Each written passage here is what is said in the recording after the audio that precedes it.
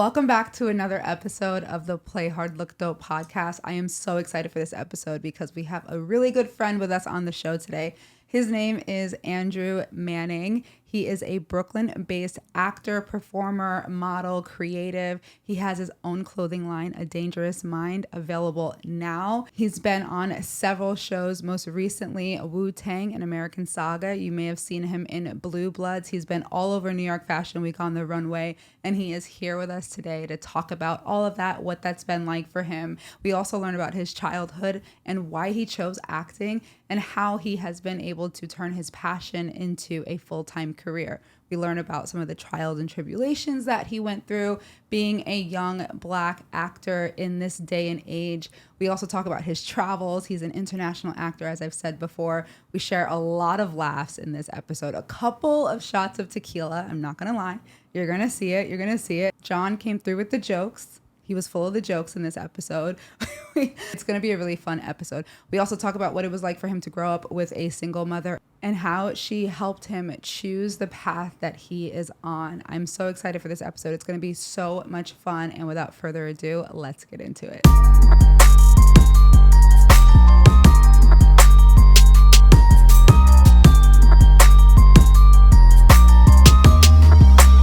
Let's take a shot, guys. Let's do this shot. Yeah. Okay. Cheers. Cheers to playing hard and looking dope. Cheers. I'm excited. Good seeing you, brother. Andrew D. Manning, welcome to the show. Hello. Thank you. Oh my goodness. So good to see you. So good to see you. So good to be back in the room with you. Yeah. That's great. I mean, you look great. Thank you so much. I love the all black. Always. You know what I mean? You know, as an actor. Yeah. No, I know. It's very, easy. yeah. And it's fall time now, so I can kind of get away with this. Well, it should be, but it was like 80 degrees today. It's rough. The women out there are wondering why you're wearing a shirt.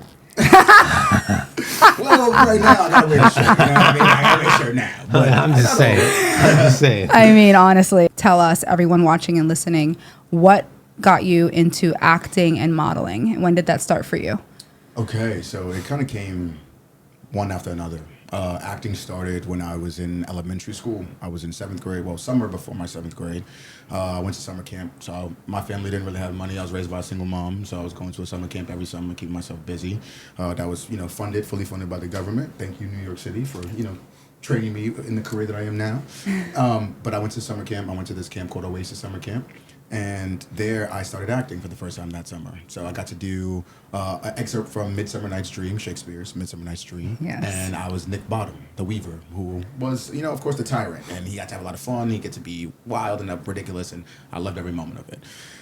Following that, I went into my 8th grade year. My guidance counselor was kind of like, hey, Drew, you should look into LaGuardia High School. And I was like, oh, that's a great that's a good school. one. Yeah. I never knew anything about it. Yeah. I had my whole own plans in my own head. I've been telling my parents I was going to be a doctor. Sorry, Mom, I'm not a doctor. But I was going to be a doctor, and my guidance counselor kept pushing. She was like, you need to audition for LaGuardia. I see you going to LaGuardia. You need to audition. And I was like, okay, so let me just audition. So I had my monologue from, Midsummer Night's Dream, which is actually frowned upon if you're auditioning for LaGuardia High School. Don't take a Shakespeare monologue at 12 years old. It's just, you don't know what you're doing yet, and that's okay.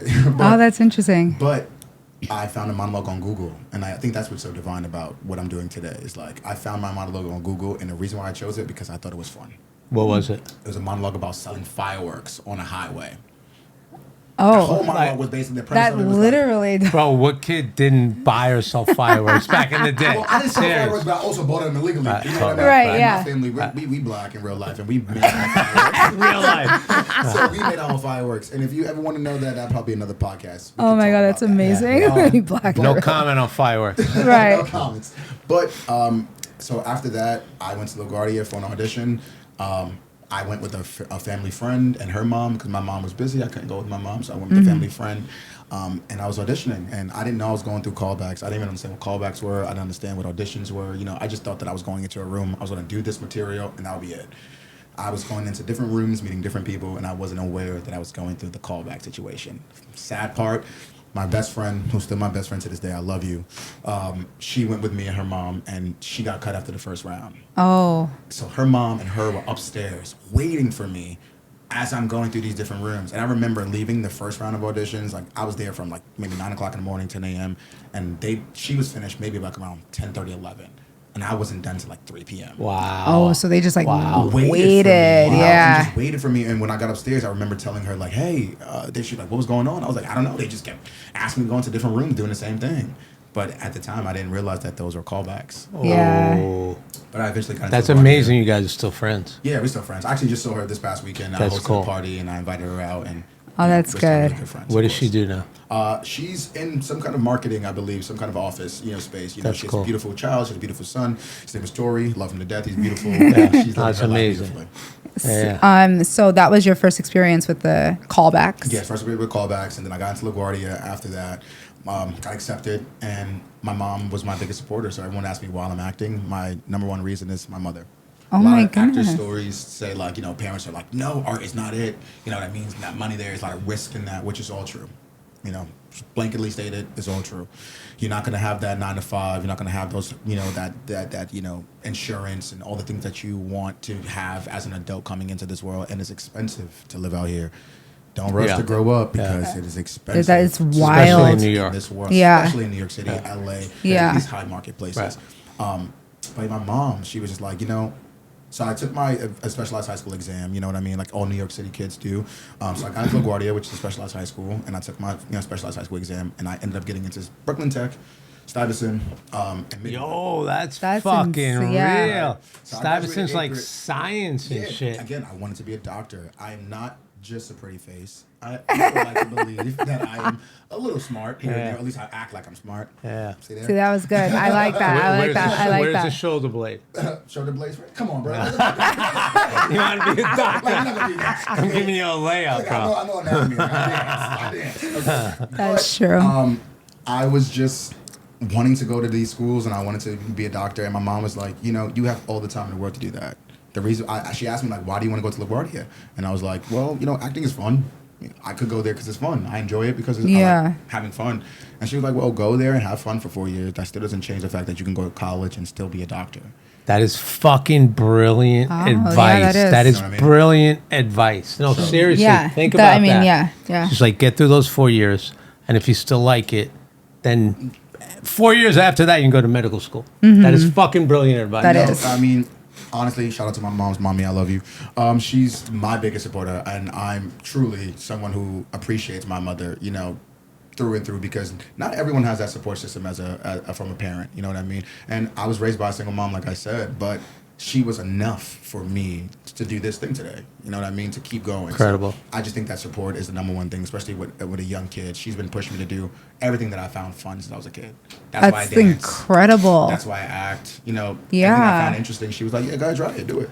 That's incredible. Because a lot of times Sorta like your parents, mom. that is just like my Yeah, mom. She's I like, know, you want to do right, that? Do right. it. Do it. Do it. Right, A lot of parents are more like, they're more afraid than you. Yeah. So then they're like, no, just stay on the straight and narrow. I get But that. it's amazing when your biggest support is like your mom For sure. or your parents. I want to ask about your first professional experience, whether it be acting or modeling, dancing. What do you remember that being like? First experience. Okay. My first acting job straight out of college, first TV gig was Madam Secretary on CBS. Yes, I like that show. Great show. Yeah. Executive produced by Morgan Freeman. Great star-studded cast. Bettina Miller, Tina Leone, so many great people on the show. Shout out to the, Madam Secretary cast. Hope everything's doing well. But I had a two-liner. I was a guest star spot. I'm green. What was your two-liner? I was Sterling's assistant, right? Yes. So we're in this law firm. Yeah, you know, yeah, yeah, this is we're good. all in the White House, Right. and I would say, I came into the room. I come into it, and I'll say, "You have a call on line 1," and he would like stop, and he'll like look, and he starts writing something down in a notepad. That's kind of like a like a voicemail index or like index that you would like kind of write notes in. Yeah. And I was like, they got an app for that, right? I know. You said that. Oh, yes. Oh, shit. Oh, I thought you were saying that now. No. I'm like, oh, what a dick move, bro. But that was my two-liner. And I remember getting my first gig and being super nervous, right? Super nervous to go on set. Yeah, what is that? Like, how does that work? Somebody contacts you? They call you? Yeah, Did so you my agent- audition? so I got signed with my agent straight out of college, out of my showcase, and my agents are still my agents to this day. And they auditioned for the role. I met the casting director, Mark Sachs, and college, and he always brings in new actors for a lot of different TV shows. He casts a lot of CBS network stuff. And so from that, I auditioned for him, and I got a call back. I went into the office, and then I felt good about the audition. And again, it was a 2-liner, so it's not too crazy. You can still mess some things up. Like, don't get me wrong. Like, you used to fuck up a 2-liner. Like, don't mess up a 2-liner. Excuse me. They'll be like, your body language You could fucking have sucks. said, Say it again. well, they actually have an application for that. My agent sent me out for it, and it was technically a guest star spot, which was a little bigger. That my agents kind of fought for that title card. You know what I mean? Of like guest star, because even though I'm 2 lines, I could have just been, you know, an extra or just a 2-liner. You know, but my title card for my first TV gig ever was guest star. That's fucking impressive. That is, which is amazing. So shout out to my team for like fighting for me straight off the bat. I appreciate you for that. But that was the beginning, and I remember walking on set, being super nervous, you know, wanting to do everything right, still being that actor student in my mind, like, oh, here's my training, I know this. I have 2 lines. You've done multiple theater shows that was up like 3 hours long. You've done so many other things that was so much more extraneous of like how to use your brain and how to memorize. And memorizing, yeah. Not just memorizing, but learning something by heart. Yeah. You know, that's the terminology we like to use, is like to learn by heart, right? So that way it becomes like breath. You don't have to go into your mind to search for words. It's on your heart. It's on your breath. That. It's just there. Like so learning by heart. Yeah. And so I knew the words. We know that. I knew that inside, but outside I didn't. So I got on set. The first person I see, Tina Leone. I'm like, okay, I'm not in the scene with it. I'm not in the scene with her, but goddamn, like, you're amazing. Yeah. She's like, hello, how are you? Good to see you. Thank you for being here. All the things. I'm like, amazing. Oh my God, like this. Yeah. Then I see the gorgeous, Tony-winning, you know, been on Broadway, TV, Patina Miller, gorgeous, dark-skinned, wonderful being, and I'm like, oh my God, hello. You look better in real life than even on TV, which is kind of, can you even say that? Like, is that I impossible? know, it's hard. She smelled great. I remember her scent lingering. Like, she just walked by me. I said hello. And were they all cool with you? I mean, they're like this kid on set, you know, they whatever. weren't like that. But everyone's in their own world backstage, right? So as an actor, you have your own preparations, you have your own skill sets, you do, and so your own warm-ups, all the things like that. So people going over their sides, what scenes that they're getting into, they're looking at the space, coming familiar with it, so they can make sure their choices are representative of who they are. But I got up there and I did it, and it was a blast, and I had a good time. I was in and out like maybe an hour, and I was like, that's it. And I'm like, that's it. Good job. So this was like on set, like a designed set. Yeah, a designed set. The lights must have been crazy. Lights are super bright, fake walls. Like the White House looks like the White House in 2 rooms, and everything else is like a warehouse. It's super cool. It's just like you're really behind the scenes, but the magic of TV and film is that like those sets look great. No, they put a lot into that. Of course, those people. Shout out to all the people that's behind the scenes. Designers, PAs, all the stuff like that. Like, they are what makes you guys at home watching TV so believable. Yeah. No, for real. Outside of the actors, of course, because we do our thing. So you're like, so what is this now? This your first experience was right in college, you said? So it's my like first job would have been technically in college. In college. Stunt film. So I did I was a little stunt actor, like in this like Civil War like film where I got blown up and did flips and stuff like that. It was super cool. So it goes back to fireworks. It goes back to fireworks. It's that first monologue. It goes back to fireworks. No, that's good. Keep it real, man. I know, right? I mean, so what is your headspace like in college? Are you focused? Are you partying? Are you working outside of that? I mean, are you a good student? Yeah, you're a good student. Like, what's that? I'm a great student. So I ended up graduating college with a 3.8 GPA. So like not 4.0, but damn near close. Wow. Pretty good grades. I would say my freshman year was the hardest. Going down to North Carolina from being a Brooklyn boy was difficult. Culture shock that I was not expecting. It's like, hi, honey. Yeah, it was like that. It was the Southern hospitality that was beautiful, and warming and inviting. But it's also like I quickly realized as a New Yorker that people just wanted to be nosy, right? People just wanted to know you to get to know what's going on with you. They just wanted to say good morning because you looked upset, and they want to figure out why you're upset so they can talk about you with that person that's in the South. Fucking way. That was my no, experience. Because the South they gossip, man. They gossip. Exactly what he said. It's just like you have everything closed at 7 o'clock. You know what I mean? Like, and they talk at the counter while you're trying to order food. Oh my, can you imagine, like high school was rough because it's high school, right? You're 13 to 18, the worst ages. You're like figuring life out, and then from 18 to 21 or 22, you're in college, right? So you try to get over this thing, but you can't help but but bring some of that high school mentality there. And even in the South, it's so much boring. It's so boring that like people just do that. So I think that like I was just kind of over. I was over like the whole like at the time I wasn't a morning person and people were like, oh come on, good morning, and I'm not talking to you. I'm from New York. I'm not saying nothing to you. Like why? Totally. You I don't care. I just want to go to my class and like right. eat this banana and go to class. So, right. That's it. Right. And everyone's like, oh he's rude or like what's wrong? They with think him? that you think that you're better than them. That is the like, biggest thing. It's like that's how you feel. And at the time, I wish I knew this. And at the time, I kind of like took this to heart. My freshman year, I was ready to withdraw from school. I was so ready to go. I was like December. I was like ready to leave. I was having the worst time of my life. I wasn't going to classes. I stopped going to classes because I felt outcasted in my school for a period of time because I felt different.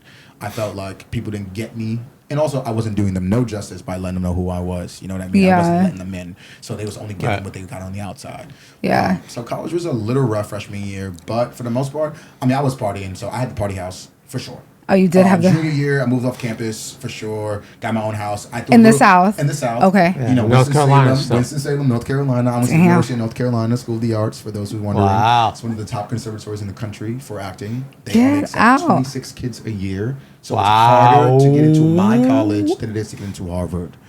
They accept 26. 26. I thought you were going to say 1,000 at the end or something. 26 kids out of over 3,000 applicants a year. That is insane. Juilliard is right in front of Juilliard. right in front of us, and they accept 16. Yeah, I thought it was like which is tough. That's even tougher. Yeah, Juilliard is nuts. I can imagine honestly going to college with 16 people or 15 other people. Like I think that's boring as hell, honestly. Yeah, you can. But actors can be a bit incestuous too, so that pool is going quick. Yeah. Oh shit! No, you didn't.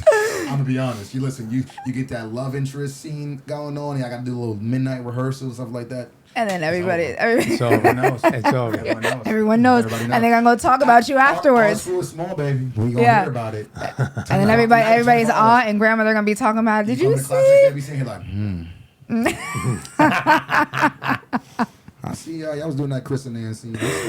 I saw you. That chemistry is a little too real. Oh my god. Yeah. But the South was rough. I was a party boy. So senior year, I had a house, a different house that became the party house. I threw parties all the time. You had roommates at the time? I had 2 roommates at the time. Both of my boys who were in my class, loved them to death. We had a great time there. They actually used to call me Princess B. Princess B. Yeah. Princess B. It's crazy because we're gonna need an explanation. Because in college I had a king size bed. California king, massive. Are you serious? So you had a lot of women. You had a lot, please. Multiple. Hence the princess. Let's hear. Yeah, right. Yeah. No, let's key on that. Something about me. How many could fit on the bed at one time? That's a big ass bed. So I've had maybe 6 people on that bed at once. 6. You plus 5. Me plus 5. And of those 5, how many are men? None. Right. Yo, you insane. That's amazing. Anything, but I had Of course. Like, we're going to nail this scene tomorrow. Let's just practice right now. Don't say the word nail. Nail is crazy. Okay, nail. But it's not too crazy, right? But I will say that there's been times with like me, some of my guy friends, some homegirls will all be in my bed, kind of chilling, watching a movie and all that. Yeah, there you go. That, and whatever else happens, popcorn. Somebody drops popcorn, runs down your pants. I just can't even right now. You got popcorn down there. I just can't even. Oh my goodness. Yeah, we digress. So Princess B. So I had a California king size bed. I'm raised by a single mother. Hold your thing a little bit lower, your hand. Oh, sorry. On the thing. California king has a canopy around my bed. I had no bed frame. You had like a Trey Songz bed in college. I did. I'm not gonna lie. The neighbors know my name or this something. wasn't intentional, but I also subconsciously knew it. I was like, What the fuck? I've always been a neat freak, so I've always been super tidy. I've always kept minimalist things in my room. I have OCD diagnosed. Fun fact. And so I've normally had a much cleaner room, dorm room, house room, bedroom than most men. So the women love that. Except for the panties all over. Jesus. They don't leave them. They don't wear them. Okay, listen. I don't have enough of this right that's now. not even existing anymore. So, sorry. Well, my roommates, when I first moved to my house on senior year, my roommates came into my room and they were like, Princess B. Oh, and I said, that's why. I said, it was hold on. I neat. said, what does Princess B mean? Like, what is that? What are you? I'm not a princess. What are you talking about? It said Prince Sex Bed. Oh. Princess B. Oh, that That's is fucking brilliant, man. I smart. wish I was one of your friends who came up with that coin. No, that. you wished you were Princess So, B. I'm gonna give both of these guys full credit. So if you're seeing this, Benton Guinness, Matthew Van Gessel, that's all you, baby. Wow. I appreciate you both. Those are my roommates. Shit. They're still acting. They're out here in New York killing things. They just had a movie premiere that they produced and directed and do all the things themselves. I love an actor who can get That's their own work amazing. together and do what they do. So congrats to you guys. I appreciate you. I all. love that. That's amazing. So you were Princess B throughout college. Yeah. Had a Not bunch throughout, of but for the last 2 years, junior and for a good senior, amount of for sure. time. Did you ever cross over to Prince? No. Okay. I was always a king. In my life. That was a good comeback, dude. That was fucking I good. always felt a little That was king with good. it. That So was where, good. where's That your was good. state of mind at this point? Are you thinking that you're going to do this full time professionally? Like you really want to? So, yes. I mean, button it up. Yes, that's what I want to do. That's what I anticipated doing. I actually decided to change my career path right in around March time. So I've been bartending like most actors do when it comes to New York City, and I model and stuff like that outside of things. But outside of performing artist stuff, I will bartend because that pays the bills. I do all the things. And I decided that like bartending became a little too toxic, right? I'm starting to get older. I was started dealing with like drunk adults. I didn't want to deal with that anymore. And I was kind of like these 4 a.m. nights, you know, they were fun for a while, but I'm also just It drains you. It Yeah. drains you. It takes a little bit out of you. Not a little bit, a lot of it. Lot. Right? So I was just like, okay, you know, I want to try something different. I'm going to be a full-time artist. I'm going to model full-time, act full-time. I'm going to just devote my time and use my, you know, my money I'm making from, you know, my work and from my business to, you know, hold the fort and, you know, propel me into the artist career that I want. As soon as that happened, the writer's strike happened. Ooh. So that was a time where I was like, I just made that change. My bar closed. I left my bar. You know, so I was just like completely living off savings, right? Yeah. How long was the strike? The strike officially started back, I want to say like maybe like end of March, maybe beginning of April, but it was just the SGA, the Screenwriters Guild. And so it wasn't affecting me yet as far as auditions were concerned. But again, my job as an actor, I have to audition for everything yet. I haven't made it to that role or that place in my life where roles are just offered to me, right? That's the dream. Right. That someone knows my name, like, oh, I love him. I know what Let's he can do. get this. And Yeah. Get him in. he's the first offer. If he doesn't take it, then we're going to audition everyone after that. Right. So Yeah. that's usually the case. I don't know if you know that, but that's usually the case. So when a producer has a big budget project, whether it be theater, film, television, doesn't matter, they will offer up the role first offer to a star. To the person that they want to They be. want, of course, the person that they wrote the script, the director, the writer saw like this person playing this role. Like I know for a fact, Dwayne "The Rock" Johnson should play this role. So do you think the person who writes it is writing it for the person that they want to be in it, or the producer says this is a great role for I think X? that it's both. They both work that way. Okay, you know what I mean? I okay. think the writer, after a while, they might have a person in their mind like, I see this as a so-and-so style. They might even write it as like, this is a so-and-so style character, right? Issa Rae, insecure style character, or this style character. And so you have a clear idea of who you want or who you would like in that role. And then, of course, as a creator, you should always go with, you know, the big budget project first before you dumb it down or like distill it down to like no money, right? So if you're an independent artist out there trying to do something, create the project with no limits. Create that project first. Okay, I see what you mean. Create your project with no financial like boundaries or ties. Create your project with no artistic ties. Like create it for the way you want to create it. If you see Viola Davis, put Viola Davis in it. If you see Samuel Jackson, Denzel Washington, Because put then them you're in it. shooting for the stars, so you're gonna land in the sky somewhere. Exactly. You got to just go big because your story is what's most important. Those people are just, you know, people that you enjoy and that would help enhance your story, but your story's still your story. Mm-hmm. That's what's most important. Right, Your story but is getting so an important. A-list actor would get the story out there Of quicker. course, it'll sell the tickets, it'll bring the money, and it'll do all the things that you want to happen later on down the line. But as far as the process goes, as an artist, you don't tell your mind you can't yet. Right, that's fascinating. That's a great We point. as artists tell ourselves we can't often. Why? Because we hear no often. Yeah. Yeah. As an artist, dancer, actor, whatever performing artist you may be, we are used to hearing no. You go Right. to these auditions, you go to these castings, these calls, all these things like that. You work where you email your resume, portfolio out to management agents, and you don't get a response, which is, in hindsight, a no. Even if you Right. get a response like, "Hey, sorry, we have someone that looks like you right now," and Right. this doesn't That's like work, then- almost a yes. I feel like. No, it's a no, baby. Really? No, it's like when someone comes No, into but our if they store. don't write back hold at on. all, I feel like it's that's like when someone worse. comes into our store and I they mean, say, it feels worse because you I'll don't come back. know where to go, right? So Right. when you have no response, you like, No, you're right. That's was almost I like a good? no. Did I do anything wrong? How can I be better? That, Like, right. How can I improve? That's right. That's right. I don't know all why I those saw things. that as like a little bit of a. no, it's no reflection on you. It's no reflection on me. Like I don't Right. take it personally that you didn't Right. respond back, but it's also just like if I am doing something wrong and or right, it's nice to hear that. So I know Right. that I'm gonna change the things that's working. What was your hardest like rejection that you can remember to date? Hardest rejection Great to question. date. Great question. Yeah. It had to be Juilliard, honestly. I auditioned for Juilliard. And what? And I went to LaGuardia, and like most of my teachers went to Juilliard, and they went to LaGuardia and Juilliard. And I'm from New York; it's a New York school, and Right. we're on the same campus, we're in the Lincoln Center campus. So like LaGuardia is directly across the street from I'm from Juilliard and Lincoln Center. So it's just like that's just where they kind of instill like you go. Right? So Yeah. like I was just like I'll stay in New York. My career's here, my life's here, my family's here. Like it's all been working for me. I don't see why I wouldn't at this point. And that was the first time in my life where I got confident. And maybe a little cocky, right? Because I never once was like that, but I was like, you've been walking into all these doors and it's been happening because you haven't been challenging that. It's just been happening for you. So why won't this happen for you here? Yeah. And the truth is, I wasn't supposed to be in New York anymore. I needed that culture shock of North Carolina. I needed to be able to appreciate my city. Living in this city, I didn't realize what I had until I left it. I didn't That's realize what interesting. my career was, what my city was, and the things that it did. I've heard stories about it. I know Broadway's there. I know they do TV here. I know all of those things, but I have not cherished that thing yet. Yeah. I have taken my city for granted.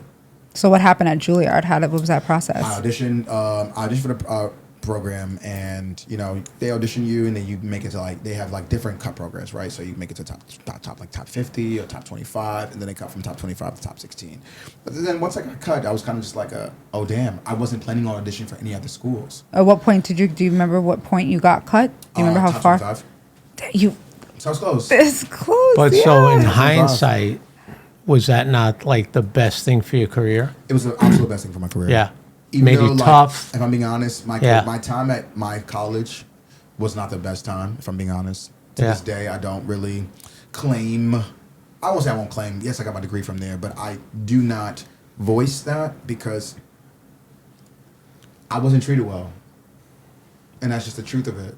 I was treated well by some. Some faculty looked out for me, and that's the reason why I got through it. But as a black artist at that school, I did not feel supported. I was told the most heinous things sometimes. Things that were said to me were super racist that I kind of just like, I laugh about now, but in hindsight, like when I think about it, when I go through it, I unpack it with my therapist, which we should do. I became aware that like, wow, I was taking things on the chin that we talked about before from professors who are light years beyond me, older than me, and yes, have different ways of living, but also like you're an instructor, and at the end of the day, I'm paying you to teach me, Yeah. and the only thing you taught me was that you don't like me because of how I look. Yeah, that's projection on their end. Yeah. I'm paying for that. Wow. That's crazy. Yeah, that's crazy. That's crazy to process, right? Yeah. And so it was that was kind of like, that made it difficult. But all in all, I'm proud of my career. I'm proud of my training, proud of what I got from it. It made me stronger. I think that all of my life experiences as a black man, through whatever I went through in New York, North Carolina, and LA, wherever I'm at, has prepared me for all of this. Do you think if you got into Juilliard, it would have been completely different?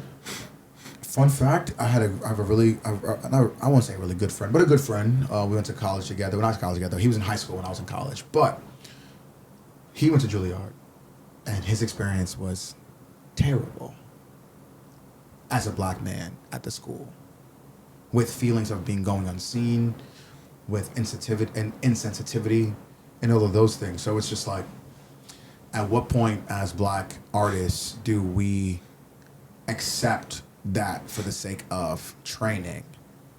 But also, when do we speak up against it when it's happening in the moment, right? And how do you do that when you're 18 years old, 17 years old? Yeah, it's very hard in the moment because you're When not processing it.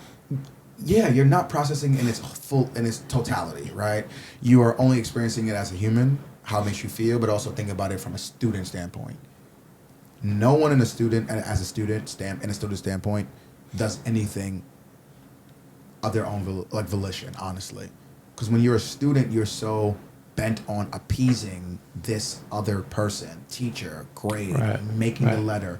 It's very hard for you. You want to blend in. You want to be good. Yeah. Mm-hmm. Period. Like, end of statement. You want to be good. Right. You want to pass. Right. And so you sacrifice self for that. Just like you sacrifice self for your own negligent choices. When you sacrifice self for going to that party when you know you have a midterm or a test or whatever the case may be. Like, that's also another way. So not only are you self-sabotaging, so you that happens in class.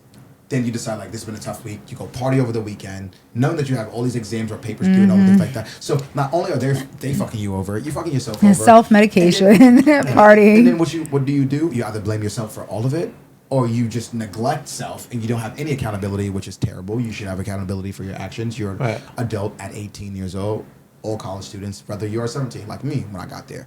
You're an adult. You're living by yourself, and you have to make your own choices. You have to do that. And then outside of that, you can't. You know what I mean? Like, you can't. You don't know what to do outside of that. After all those things happen, and so you just make this rash decision that can be your end fall, which is terrible. Honestly. So after you graduated North Carolina, you decide to come back to New York? Oh, no, I didn't decide. My single mother was like, you went to college for 4 years in North Carolina, you bring your ass back to New York. Really? I need 4 more years, baby. Come back home. Really? Because I honestly was like, let's go to LA, right? Let's try it. Why not? Yeah. You know what I mean? I'm surprised that you didn't. Fuck no. So on the way back or the reason something. why I didn't go to LA, so I went to LA. So my class at my school, we do a showcase, right? So we had an LA showcase where we go out there and audition do a show for managers, agents, and all stuff like that. And we have a New York show where we do for New York agents and managers. In LA, I did very well, honestly. My showcase, it also helped that I was the only black kid in my class, right? So that's that little note. Dude, that's gonna a little tokenism. So what I will say is this: I was the only black person in my class. I was the only visual black person in my class. So I had a half black girl in my class who was my best friend. And I also had a Latino guy in my class who was Nicaraguan and I believe Colombian maybe. I can be butchering that, but I'm sorry if I am. But visually they both look white. She's fair skinned and green eyes and he's fair skinned and like I'm the only person of color that is black. Yeah. Looks black. Yeah. Looks like me. It didn't start that way. I started with 2 other black guys in my class and they both got cut from the program. So by senior year, it was just me.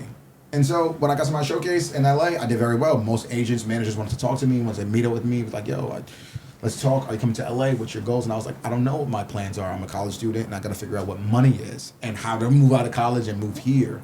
I know I have a safety net in New York. My mother's there, my family's there, I'm good. So I don't know yet. But most of these agencies are bi-coastal, so like hopefully like I could be a little bouncing force until I can find stability, which most people love to hear. I came to New York, and the agent that came to my college and saw me in one of my best productions, I'm signed with A3 Artists, which I love, and I wanted to work with them. I was like, I want to be with them. Like, my agent, Richard Fisher, came to my show. He's the president of A3 Artists, you know, in New York, the New York office, and he came to my show, and I was immediately infatuated with him. I was like, yo, you are the man I want. He was just direct, clean cut. First of all, he came in with a cashmere sweater draped around his neck with a nice like polo on. Like he looked really damn good. I was like, this is New York. It's just giving me New York and North Carolina. I love this. And then I came to New York and I did my showcase in New York. And the first thing that was told to me by, at the time, a high faculty member, I should just say, like he was the dean of the School of Drama. So Richard asked for a meeting with me. And so we had these forms from Showcase that was like, you know, this is the people that want to meet with you. So you're going to have a meeting set up at this time. And Richard at A3 at Abrams at the time was like, he would have a meeting with me. And I was like, I'm excited. Like, I want to sign with them. And the first thing that was said came out of his mouth was, okay, Drew, you know, just know that they don't just sign people right off the first meeting. You know what I mean? Like, I need you to understand that. He probably just want to get to know you a little bit, but like, you know, congratulations. Now, this Might not sound crazy to some people. It might just sound like, okay, just don't get your hopes up and like kind of trying to Yes. protect me. But to be fair, the same person literally told me the day before I left for my LA showcase that maybe I should go to graduate school because I'm young and my career was going to be hard for me. Same person. The day before I'm leaving for LA, like one of the most prestigious schools, like I said, accept 26 kids a year, success rates through the roof. I would think that as a dean, you would tell me you have everything that you need to go into this world and make it and be great. Like, Yeah, that's true. everyone else I would before think me that. would have it. But at the time, he was like, "No, maybe you should think about graduate school." And it just made me feel small, made me feel so little. And so in that moment, when I had my meeting with the person I want to have my meeting with, and he did that, he was like, crushed that dream for me in that moment. Now ask me what happened at my meeting. What happened at your meeting? Okay, I got signed at my first meeting. No, you did? Yes, I did. Dude, so you didn't get crushed. You said, I'm going to fucking crush. So Oh my gosh. I got No, Stop. how did that happen? So You I feel went to like my- this. I know. How did you even? It hurt, but I was just like, you know what? I'm gonna go there.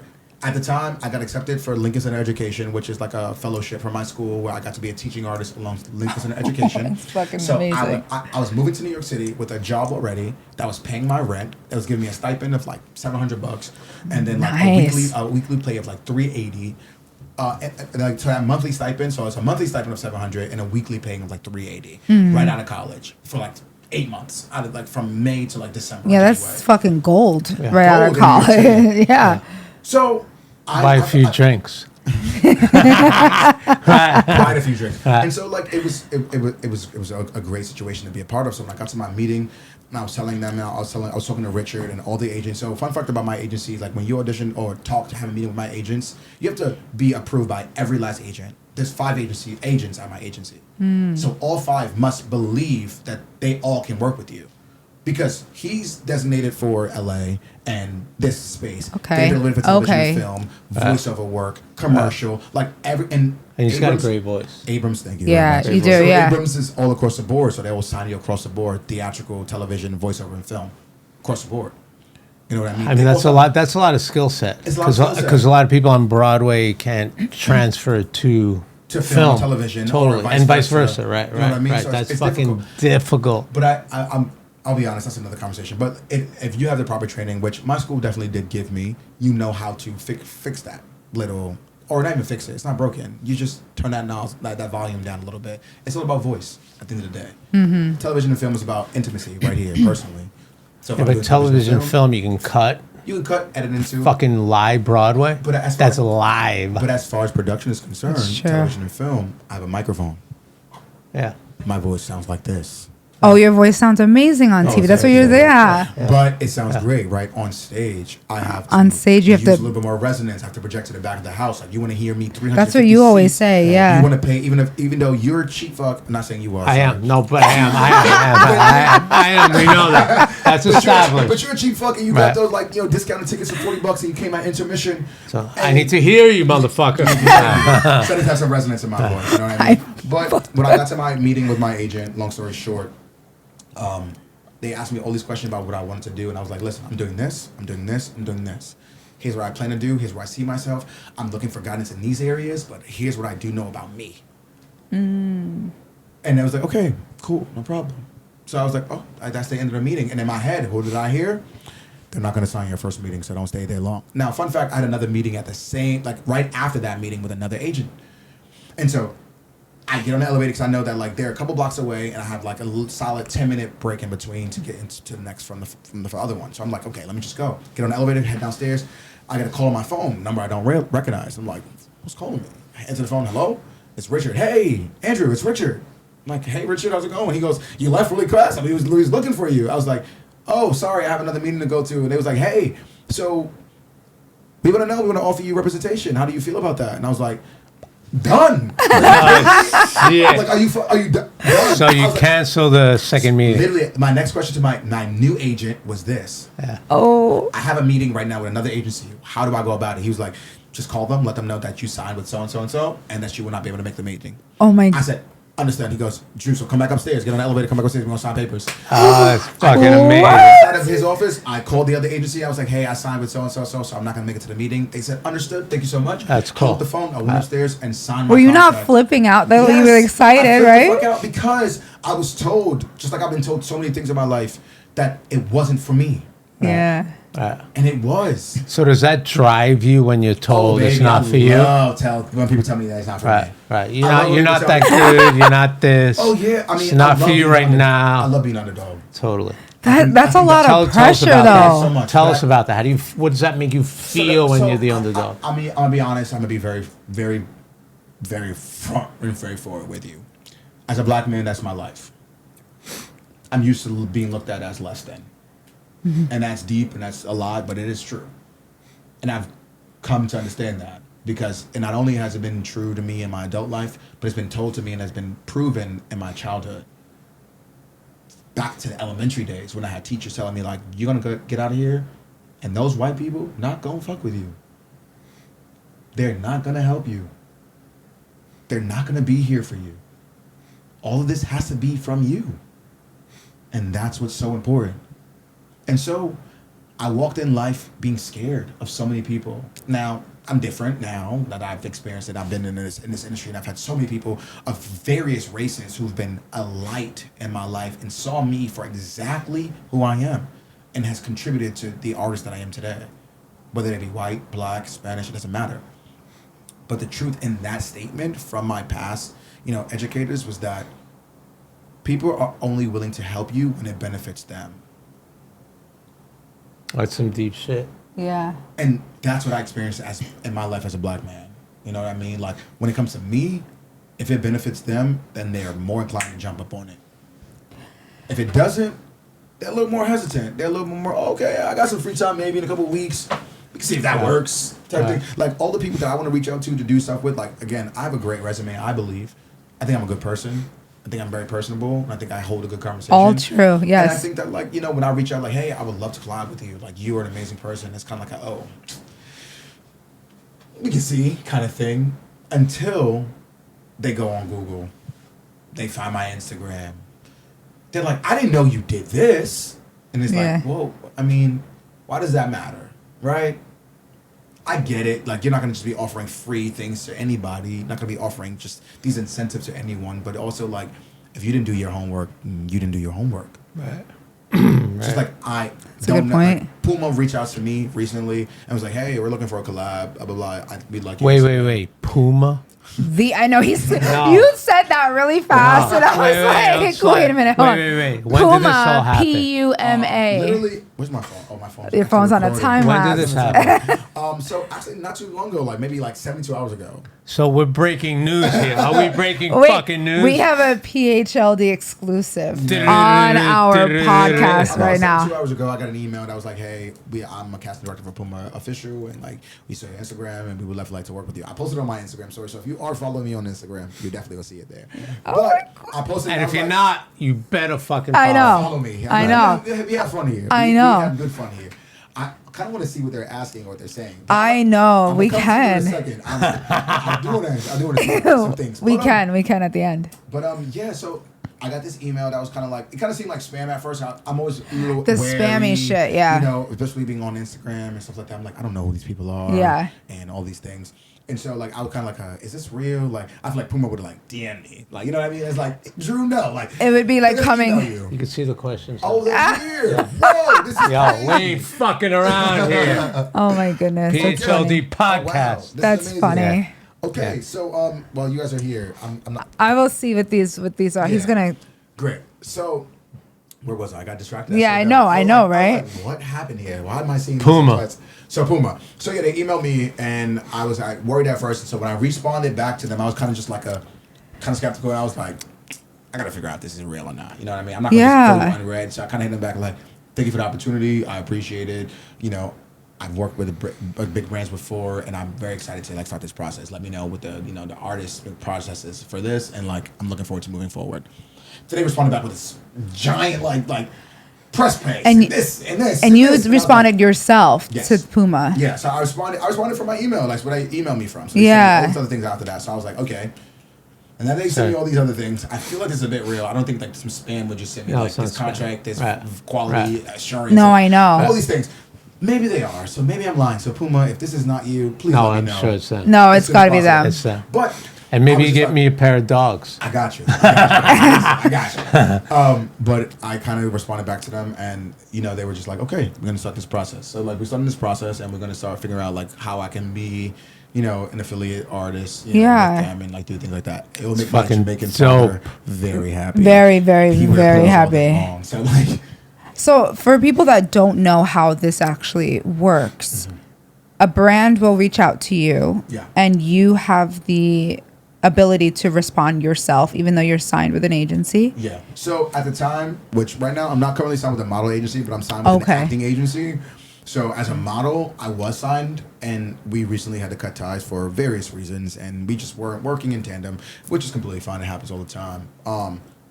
But they responded. They completely reached out to me, and this is after I left my agency. So because I've been modeling for a little while now, I've done New York Fashion Week consecutively for like about 7 to 8 years at this point. Wow. I have my own like roster of people who I work with. You know what I mean? You being one of them. Because you Thank guys. you. This brand, fun fact: this brand right here was one of the first brands that I got to work with at the top of my modeling career. So just we didn't know that. Shit, is that true? So me and Steven, who is their SJM. SJM. He was one of the first photographers that I got to work with out of my first New York Fashion Week show. It was also his first New York Fashion Week show. And I met Steven, and he was like, dude, you're sick.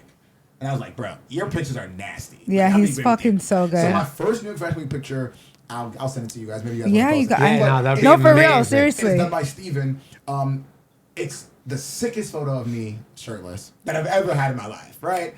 And it's wait. So even Steven photographed you shirtless. Shirtless for the first time. Okay. I mean, Just want to wow. clarify That'll be that. the key to my success right there, baby. Even Steven. I mean, Steven, man. After that, we did like a Gap campaign together. We've done way. We've done multiple shoots Get together. out. He also introduced me to you two. He was like, "Hey, Yeah. I have a jeweler who is like has a jewelry company that I want to model for. I think it'd be perfect for." So our first shoot was Steven bringing me from New York Fashion Week after working with me there.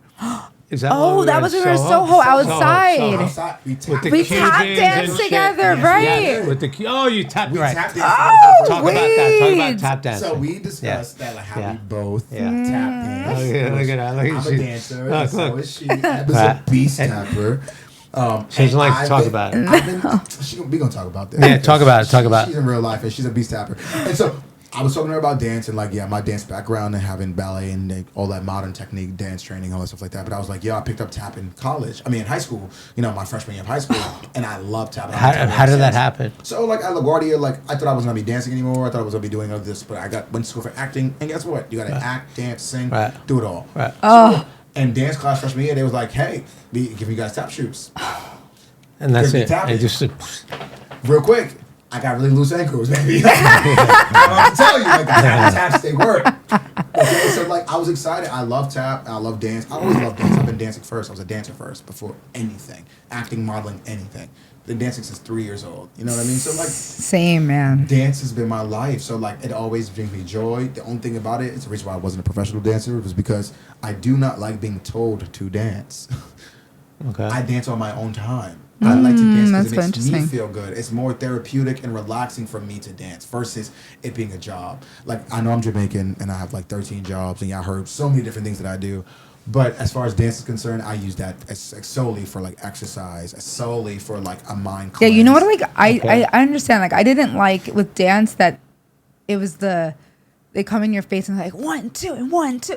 It's like, I know the move. I'm gonna hit the move the way that I want to hit. Right. I'm like, you don't need to count me in. You don't need to scream in my face. Go scream at Lil Becca over there. Who can't get on rhythm? Right. Right. And she off beat. The like, sickle foot. Like, get out of my face. Leave me alone. Don't worry about me. Don't worry about me. These hips are open. These legs are up. I'm not worried about it. Exactly. Leave me alone right now. And they would get in your face, and you're just. I'm like. But that's like sports too. Again, but yeah, but worry about somebody else. You run through the tires and shit. But exactly I couldn't do it. I couldn't do it. Is a sport. Right? Yeah, no, absolutely, right. Surely it's a sport, right? 1,000%, so just right, like right. That, like just like how you would be a football player, basketball player. Right. Now we're gonna run layups. Exactly. You're going to have to do that work. I'm from New York, and I was raised by a single mom, so my comebacks are already snippy. Thank Same you. thing. You guys are thank you. Single mom. I've told people all the quick. time. I'm like, my One, I'm from comebacks, New York, you right? can't. So I can cut ass for a living. So like, Yeah. I've been doing this for a living. I'm gonna joke on you. I don't have to think about too much. I see you. I see what's going on. I'm gonna make a joke in my head immediately. Yes. So if you start some Yes. shit, I'm gonna end this shit. Could Right. literally, Real quick. like, Right. totally. I'm gonna be real with you. I cut ass for a living. So anybody want to battle me? Honestly, we can do that. like, Fun fact. like 106 in Park. I'm here for it. I'm not mad at it at all. I can take the jokes to heart. I won't say them to heart. I will say, but I could ask. No, yeah. So with that being said, it's kind of like all right, cool. This is what I got going on here. This is what I do as far as like how you find your actors, how you find your dancers, and I don't want to do that. I'm not trying to like be that person you just get told what to do. So instead, I'm just gonna wait, sit back here. I'm gonna dance when I want to dance, and when I do dance, I'm gonna show out. So fun fact, my college, the conservatory, they don't let you blend majors, right? You can't be a dual major at my school. I don't know There's no what. such thing. Oh. It's so strenuous of a curriculum. There's no time to be a dual major. So when I first got there as a dancer, I was like, yo, I kind of want to dance a little bit. Like, can I take class with the dancers? Like, I dance better than the actors. Actors dance is different than dancers dance, right? Actors dance, they're trying to show you the actual technique and skill. If you're lucky, you have an actor who's a triple threat and they can do it all. But honestly, it's more about like the actors who are not dancers getting rhythm so they can do musicals and they can do this and they can do that. And that's what you should do. You should be well-rounded. Well-rounded. You got it. But you recovered. Well-rounded. I was like, tequila. Yeah. Baby. Well-rounded. I was like, well-rounded. Rounded? A well-rounded actor. You know what I mean? And so like that's so difficult to become at a certain age. And so actors couldn't do that, or actors were dancing and weren't dancing or are dancing. And so like I started dancing and like it's a little different. I'm different than you, and that's okay. So I went to take class, and I just was dancing in the studios one night, and a choreographer, a senior, I was a freshman, came into the studio and was like, where were you at auditions? And I was like, huh? I was confused. I didn't know what we were talking about. He was like, I need you in my piece. You need to be my piece. And I was like, I'm confused about what you're talking about, bro. I'm gonna be real with you. I utilize free studios because I'm in college. Like that's it. Like, and he's like, you're my piece. And I was like, okay. Just so you know, I'm a drama major. He said, what?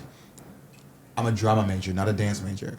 But I'm the first actor in the history of UNCUSA at that point in 2011 to do Emerging Choreographers, which is a soul dance school show as an actor. No shit. Wow. First one. Wow. After that, so many actors who came in as dancers as well got to do the Nutcracker, which I Oh, the Nutcracker. Drosselmeyer, which is a great So you role. paved the way. Paved the way, baby. Listen. A wave paver. Come on, baby. I got to. I can only hear no but so many times. Totally. That's what I tell myself. That makes you stronger, though. Of no? course. Right. Absolutely. Tell me no. Right. That's No. great. It's like, Great, fuck that. great. So Right. that doesn't stop the fact that I can still try to do this. Yeah. You know what I mean? Like, it doesn't Yeah. stop that. Like, all of those no's, like, again, the reason why your parents told you not to do acting is because acting is hard. Right. Those no's hurt. Right. It taps into your personal life, into your personal identity, which hurts. Yeah. But if you can find the willpower and within self to be able to say, like, no, this is for me. It might not be right now, but I'm going to do this. That's what you need to do. That's why you're going to be that actor that everyone else loves. I'm 29 right now, going on 30 this year, and I feel like I'm so far behind so many people because I went to school with so many people, so many artists, so many famous people. Jonathan Majors, I went to college with. Timothy Chalamet from LaGuardia was my best friend in high school. Get So out. many people that are Oscar nominees, and so many people that are doing these things that I hope and aspire to do are doing them, and never once made me feel. I'm not gonna say that. It has once or twice made me feel shitty, right? Because it's like, damn, what about me? That's real. But it never once deterred me from doing what I know I need to be doing. Because the difference between me and Timothy and Jonathan and every other actor that's out there on the same path as me is that they're not me. What are some of your biggest yeses? Oh, baby. 8 That's a years of New York great Fashion Week question. that paid the bills. 8 years of New York Fashion Week has paid the bills. I've been an influencer with Champion. I've had branded photo shoots with Champion. I've been everything from Amazon TV to CBS to ABC to Hulu. Give us some of the names of. Give us some of the, Everything from Elementary on CBS. How was it working with Elementary? Elementary was great. I mean, I'm a giant fan of Lucy Liu. Lucy Liu is a beautiful human being. I've been watching her since Charlie's Angels. Like, come on, guys. Let's be I Lucy Liu is love my this. favorite Charlie's Angels. For the record, Lucy Liu. For the record. I didn't even know that you watched that before. Fuck yeah. I got a soft spot for Drew Barrymore. Well, respectfully. Lucy Liu. in Lucy Charlie's was like that Angel, girl. but In Charlie's Angel, Lucy Liu. every Lucy time. Liu was fucking But- wild. I might have to watch Charlie's Angels tonight. Listen, you should. But Lucy Liu, Wait. again, but it's also it was a show about Sherlock Holmes, right? Like it's a Sherlock Holmes TV show, which is also like as an actor, it was just so appealing. It was like I get to tell the story, right? So I think most of my success has come from me doing the things that I was also very scared of doing at the beginning. So at first, when I graduated college, I was like, I don't want to do any hood shit. No hood shit. I don't want to be a gangster. I don't want to be a drug dealer. I don't want to be thug number one, number two. Because why? Because that's what's been painted of me. One, because I'm dark skinned, I'm a black man. Two, because I have a deep voice and I can be aggressive looking. If I'm not smiling, people always say like, Drew, why are you upset? It's like, I'm not upset, baby. Like, I just don't have no reason just to hide my teeth out here.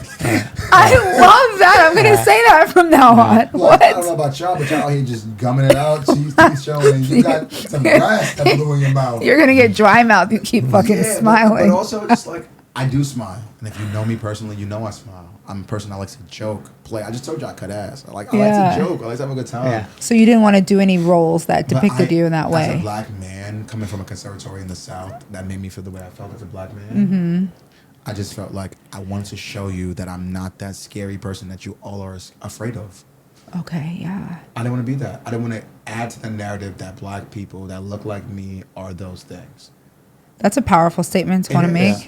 That's powerful. It is. And I had the best mentor, the best director in my life, who is still in my life to this day, who I told him all of these worries, and he looked at me and he goes, this is probably some of the best advice I've ever had in my life. He goes, I was like, I don't want to be that thug. I don't want to be that guy. I don't want to be that black guy that's a this. And he was like, Andrew, you hearing me? I want you to listen to me. I heard what you said. I give you a chance to speak, but I want you to hear me. No matter what role you do, no matter how it was written, if you do that role, that character will be black. You got to understand that no matter what. Oh, so okay. So it's you're him. It's running- him. you're Okay, right, it's you, it's you're you, yeah. running from something that John's you- like, it's No, him, it's you. No, yeah. You're running from something that's you. Right. Yeah. It's you. That's- Totally. yeah. Something that you can't control. Okay. However they Even if- see you, but you are you. You're you. So no Totally. matter what, Get someone's it? going to see that. I get it. No, that's fucking It's that like, was powerful. goddamn. bro. I'm like, I got it. Okay. Give me a second to process. He's like, look, he's like, you Words. get it? You get it? I was like, lot I of was words. just trying to get. John, like, He gave me that side eye. I get my boy. Like, right? I was like, wait, but he looked down like this at me, like, No, you get it? I was I offended, was like, bro. oh shit, I'm sorry, I get it. But no, that's the truth. And it's always, that character's always gonna be black. I Yeah. never looked at it like that because for a while I was looking at roles that was coming to me like it's written as, hey, he's light skinned, and I was like, that's not for me. Damn. Might as well let that shit go. But it's like, you're talented, and they asked you to audition for a reason. And they don't. And because you don't get feedback from those auditions, because Yes, it's just a straight no, right? It's Yeah, like not even like it's not nothing. You don't hear Right, anything. right, Your agents don't right. tell you anything. They That's don't reach so out to your fucking agents, annoying. Nothing, right? Right. So you don't know anything. So it's Right. like, I don't know what to do. Like, I don't know how that audition went, but sure. Right. And so at that point, it's kind of just like, I don't know anything. I don't know what's going on. And then you get told that, like, oh, no, they like you. It wasn't until my manager right now used to be on my agent's team. He was my agent's assistant when I first signed on. So his freshman year in the entertainment industry was my freshman year in the entertainment industry. And now he went from assistant to manager. And now he's my manager. And as my manager, he's telling me like, yo, when you were first on, yeah, so many people you was on the table for so many like recurring sitcom TV shows. Like your face was there. Yeah. People would like you. You got a lot going on. I'm excited to work with you because I know I can work with you. And it's that reinforcement. Is that like, okay, I know that I'm not perfect. I got shit to work on. I just need you to be real with me. I need you to be honest with me. Tell me what's going on. This wasn't believable. You were blinking too many times. Your voice was off. Do it again. That I can do. Yeah. I can take direction, baby.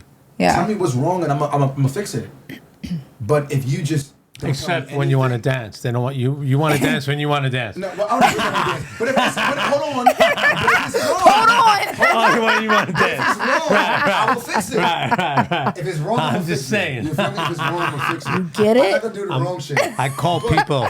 You do. I do. I'm not mad at it. Right. But if it's wrong, I'm gonna fix it. Brooklyn. Okay.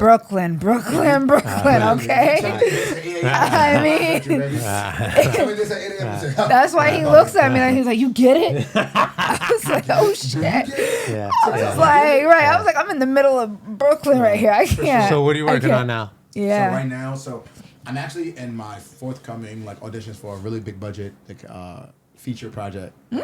We like the term big budget. We like big You want to budgets. hear the number for that big budget? Yes. Oh, you want to see the number? I mean, I mean, Off camera. does it have any? It's well over $1 billion. No well over- shit. Oh, For a Wow. project, yeah. Wow. The project is so powerful. I've been reading the script over and over again. where's I it love this. filming? It's filming in New York. Oh my god, we're gonna see it. We're So- gonna see it so- on the street. You're gonna Wait, have. You're gonna. Ask me what else is happening in the movie. Oh. What's Okay. Let me happening think. in Let the me think. Let me think. Let me think. Let me think. Let me think. Yes, Spencer. What would your role be? Oh, I'm a hood guy. So Oh, exactly what you didn't want to do. Oh, shit. That's the point. That's the And he's going to be tap dancing on cue. So that's the point. That was the point I was trying to make. I'm getting hot. This tequila got me hot. Yeah, But- I'm telling you. sorry, but I I'm do telling want you. another shot. I will say. Me well, too. Yeah. Let's do it. Anyway, Let's do it. right now? Yeah, but just let's really pull it quick. up. Just so what I yeah. will say is this, right? So even though that was my first instance of when I was graduating college of I want to be this, I don't want to be that. Yeah, I got it. I was kind of just in a place I was just like, yo, this is also who I am, right? This is very much. You heard that advice from before, Yeah. and you were like, And "Why I was am I like, gonna? but Don't I'm- sabotage yourself." I've also been a hood dude, right? I'm from Brooklyn. I was raised in Brownsville, y'all. So I'll be real with you, it's just what it is, right? Yeah. But with that being said, it's kind of just okay, we're here, and I want to make this thing work as best as possible. We're gonna finish this moment right for a second, but we're gonna take this shot. Oh, wait. We got to wait till I have a fucking I'm shot, talking man. then. Oh. Yeah, you good. It's you gonna good. take him literally only 1 second. There we Yeah. go. And there we go. Cheers, Yeah. family. Cheers. So it's only real if you make that Cheers. content. Great, As a bro. former Totally, bartender. Totally. I know. And No, then you slam it and down. Slam it down. Thank you. He You know doesn't what's get up. that. 7 years of bad sex if you don't make eye contact. Exactly. Well, not in the Princess P. No. That got me on guard. That got me. It almost came out my nose. Princess B got me on guard. And I started to laugh. And I started to aspirate. I was like, no. Right. And that was crazy. Me Wow. I just watched that happen. too. Damn. Let me wash it down with a little vodka. Keep it real. So this budget, this big film budget, Big it's film going to be budget. filming around New York City. And you're going to guess what's going to be. I'm just going to tell you. You're going to tell. Okay. It's surrounded by dance. What the fuck is this? It's Could I? not- Can you I'm say Would it? I? Would I? Nope, Would I I? can't tell you anything. No, you can't. I'm You still said. auditioning for everything, so I can't tell you anything. But would I have probably heard something around it in the dance world Nope, yet? not No. Okay. No, it's completely still I follow a lot of dancers. But I'll be real. It is almost Can you casted can you fully. say the movie company or no? Nope. But Damn. what I can say Was it is Disney? Is it Netflix? No, John. He It's said not- no. that it's not Disney. No. It's not Disney. Baby. We ain't doing that. This story is not being told on Disney. No, I'll be real with Disney. you. Ah. But I will say that I'm fascinated by this story, and even if I don't book the story, Is this going to be a movie or it's a going to be a full movie. full movie? Okay. And some people are fully casted already. Okay, So wow. hopefully by my audition next Friday, Ooh. that I will be a part of this team or this cast. But Are you I will say- nervous? Nervous? Yes, because I care. Oh, you want this? I want it. Yeah. And it's also a role shit. that's for me. So fun fact, going back to what I said, this role's a hood role. Right, he sells my role. He sells drugs. He does things. He's in the streets for whatever reason. He has to take care of his family. Whatever. Right. Right. But I didn't want to do that at first for obvious reasons of stereotypes. But again, my most notable roles, elementary, I played a gangbanger. Everyone knew me. Everyone was like, I think I saw you. Were you on elementary? And I was like, damn. I've actually seen. Everything I was doing, that's what you saw? I've seen clips of your not your shorts, but circulated shorts of your scene Yeah. on YouTube. Yeah. And I was like, that's But he also- plays that role really well. Wu-Tang- Okay. Yeah. Everybody that was on Wu-Tang, who saw Wu-Tang, they was like, yo, Drew, you're not acting. Right. No, right. I literally saw the clips on YouTube and I was like, that's That's real. really Good. I'm not a violent person. I could be. I think anybody could They be. just right? said like somebody was talking shit somewhere and cut. And that's what it was. And so like Wu-Tang was an amazing experience, but I will say that all the things that I was running from at the top of my career that I didn't want to be is where I feel the most at home. I've never felt more at home on a set than on Wu-Tang's when I was surrounded by a bunch of black people who looked like me. I got to work with RZA. He's executive producing. Get He's on out. set. I'm working with him. He's directing. I love him. He's great. Ashton Sanders, who's a great actor. Shout out to him. And TJ Adams, who played ODB on the show. Shout out to him as well. Like, they're all amazing people. So it's full circle. Full circle, baby. Like, I'm back to where I was. Like, as a kid, my uncles used to play Wu-Tang in the crib. Yeah, I mean, tapes like, and stuff like that. Like, And now you're comfortable in that role. and I'm comfortable. And like also like that is me. Like I know that's not all of me, but that's a part of me. And that's okay to show And that's that, you now. That's me in this role. I can play that part to understand that part. Right. Yeah. Right? It doesn't and those things are real aspects of life for people. So I mean, look at these actors. You know, it's a right? story being look at the told. actors that you love, right? You can name any actor that you love. Okay, well, I'm just thinking of Ozark right now, so I am thinking like, what's his name? Jason Bateman. I don't know why I thought of that. Amazing actor. Yeah. He's done so much good work. But again, Jason Bateman has a very financial, like, ridden like family. Yeah. In his future, I mean, not his future, his And past. And it's like how he was how his upbringing was. But also, Jason Bateman, why he's so funny is because his family is dysfunctional. In real life. In real life. Oh, I didn't even know. Just like all our families. First of all of our families are dysfunctional. There's a little bit of dysfunction going on. All the time. Every time. With different people. But he's also able to bring comedy out of tough conversations. Yeah. And most movies that you see him in, he's able to make a conversation that's dark, twisted, crazy, funny. So I feel like maybe that was part of his role in Ozark because he did say some things kind of like funny. He's like, I'm just trying to figure out how we all don't die tonight. He's like, and you're worrying about the house that we bought. Yeah. Becoming a drug dealer and selling drugs and doing this and doing that. Yeah. And doing all these illegal things. Like, how do you find the white man's suburban living lifestyle through this very tough, hard, gritty Very lifestyle? true. Yeah. You got to use But we all go through difficult shit. So can't we all laugh at it? I always laugh at our friends. My thing is, you gotta invite your friend to that party to laugh at. Yeah, that's my number. That's my number one thing. And that's the key. The only way we get through this shit because we in deal life with a lot of fucking is shit. we just have to make each other laugh at the end of the day. And I'm like, we have to literally otherwise. Who's funnier? Who's funnier?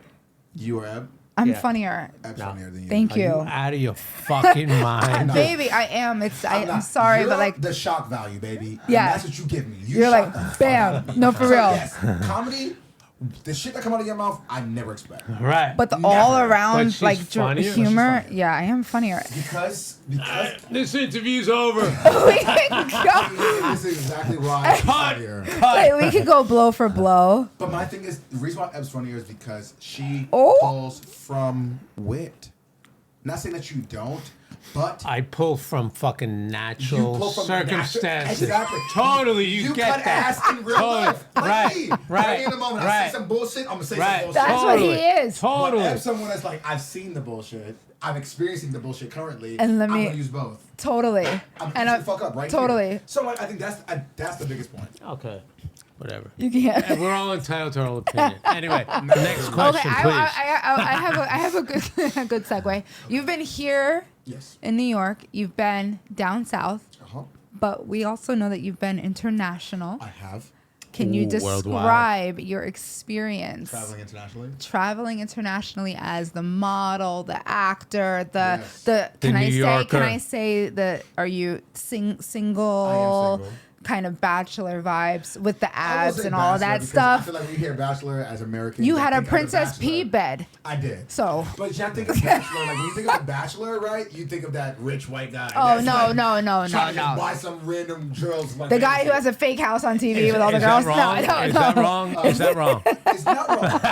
It's just not me, baby. It's just not me, baby. But yes, they got Golden Bachelor now. So. Anyway, so let's stick to the point. Let's stick to the point. He can need a couple honey packs. But what I will say is, yes, I am single. I am not in a relationship. That's something I aspire to have in my future, and I aspire to have children and get married and all the things. Oh, like damn, that. you went. Yeah, that's the truth. Damn, aspire top to. Real deep quick. end. Listen, I Real also quick. aspire to have an Oscar, motherfuckers. That's not gonna happen tomorrow. So Yeah. like, let's not jump the gun, right? Okay. Right. But I will say that like, I am someone who enjoys space and time. I like to feel wanted. Because I get so many rejections of not feeling wanted in my career, that's interesting. right? So I like to know that you want me around. You know what I mean? Is this like a Tinder resume?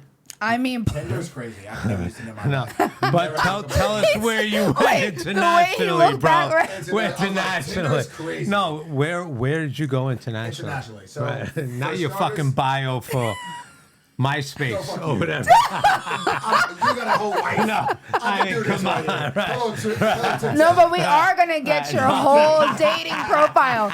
We're gonna get. I'm kidding. We got- Internationally. Yeah. So for starters, John's like, I want to hear about. one of the first places I've been to, of course, I'm Jamaican. I'm from Jamaican descent, so Jamaica is one of the first places I went to, right? So like, I love being home in Jamaica, Kingston, Waterport. Here's where I'm from. Did we go there? Yes. Okay, yes, we You was did. in Yeah. Negril or Waterport? The girl. Kingston. The girl. No girl. Negril's more touristy. No, Yeah. no fake No, shit, but right. it's cute. Right. It's safe.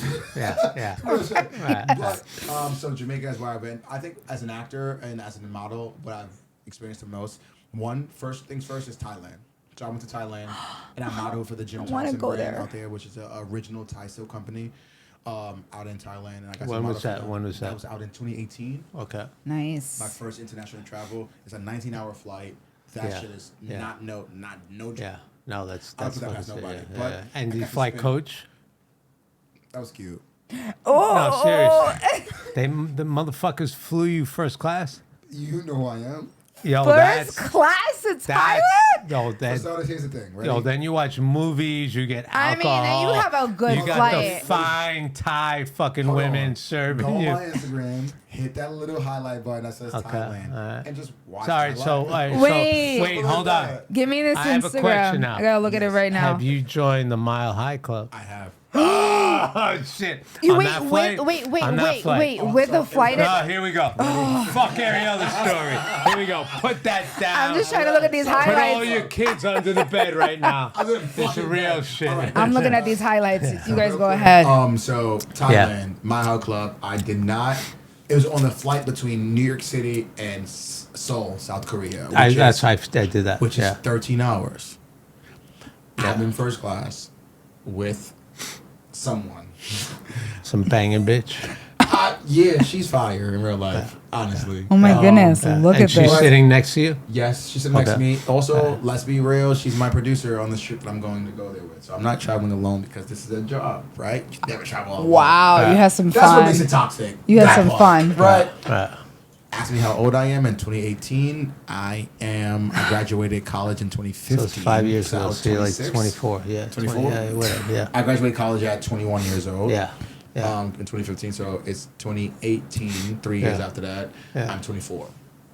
Get to the fucking He point. just wants to Get know how the you point. joined the Mile High Oh, I Club. know. John needs to hear this. Okay, so a producer that I'm working with, that's on this shoot with me. We're going to Thailand, in case may be, and I'm on a plane. I wake up at the middle of the night.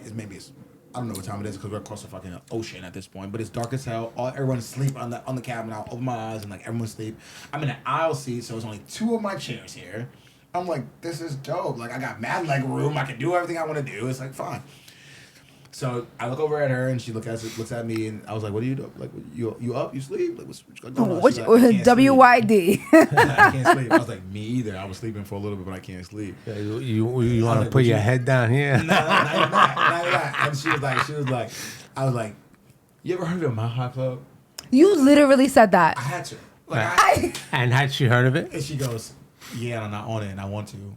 Oh, you need to be a fucking member, bro. So I said, If you ain't a member, even though we both have never been there, I need you to usher me into this process. Get the what? so she was like, okay. That's some real shit. So it started with a little light stuff that's in cool. the seat, Yeah, and that's then cool. she walked to the bathroom. Everyone sleep. Flight attendants are in there, Yeah. little chairs. They're Yeah. someone Yeah. sleep.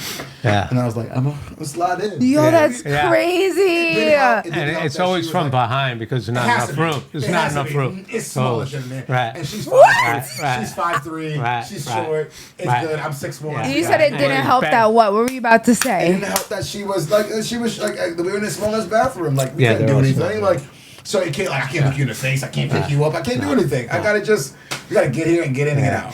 Yeah. And Yeah. it was amazing. Yeah. It was probably one of the best times of my life. Honestly.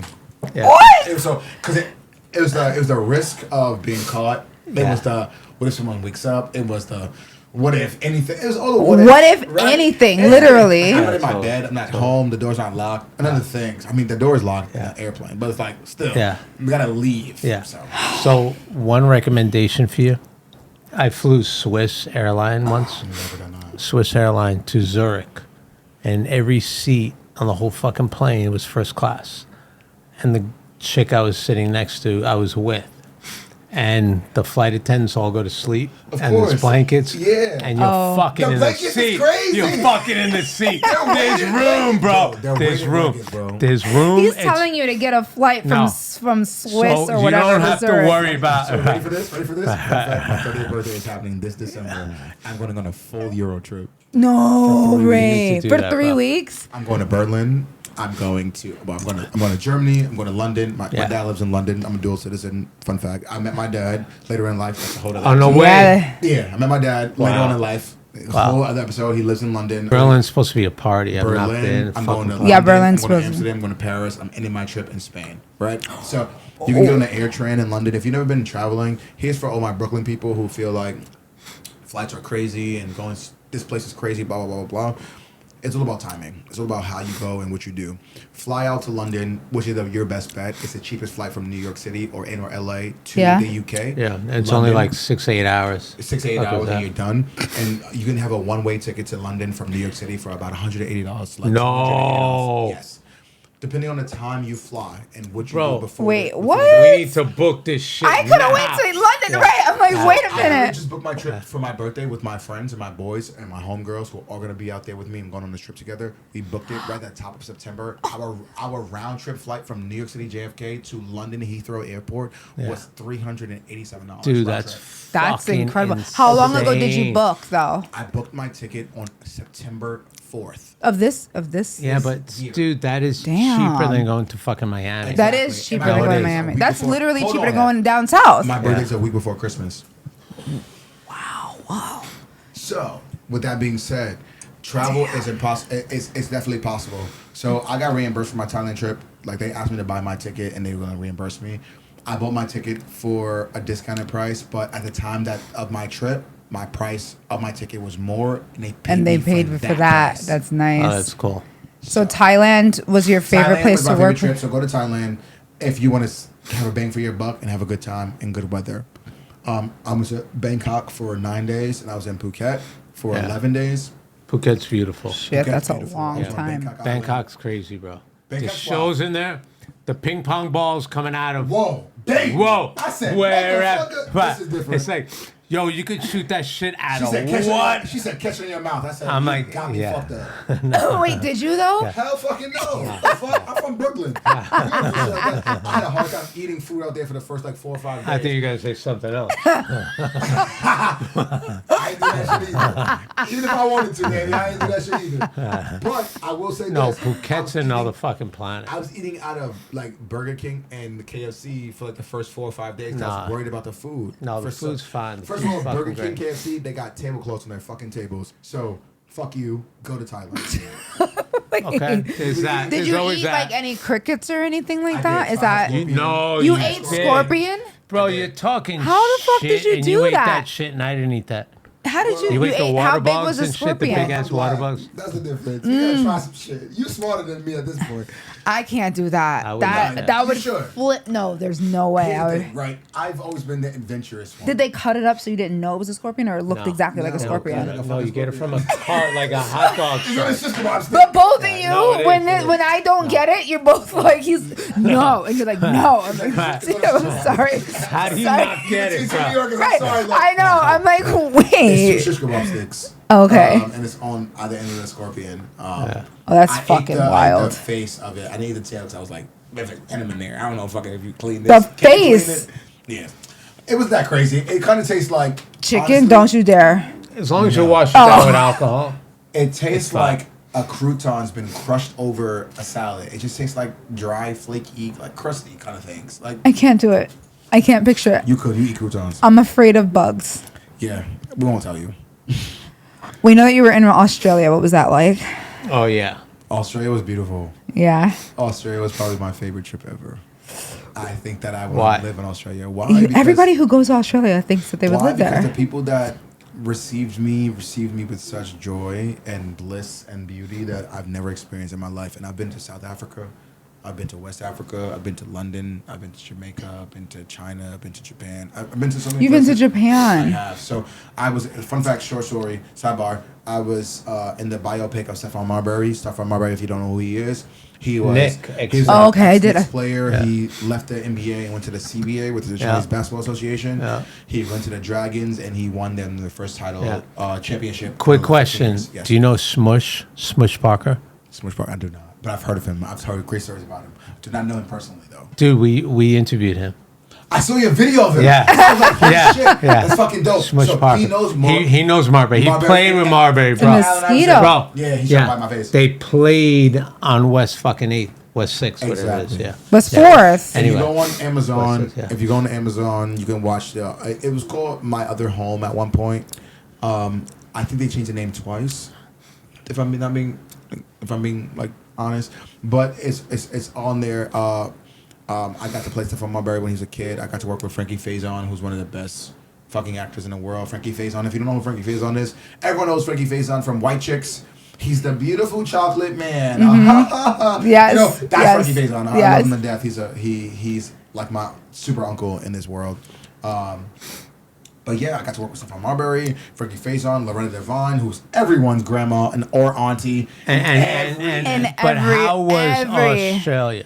Were the Australia. women fucking off the charts? What? So I didn't get a chance to like dive into bunch of women? dating scene. Dive into a bunch of women is crazy. I didn't get a chance to dive into the dating scene. It's crazy. in Australia. But what I will say is, Crazy.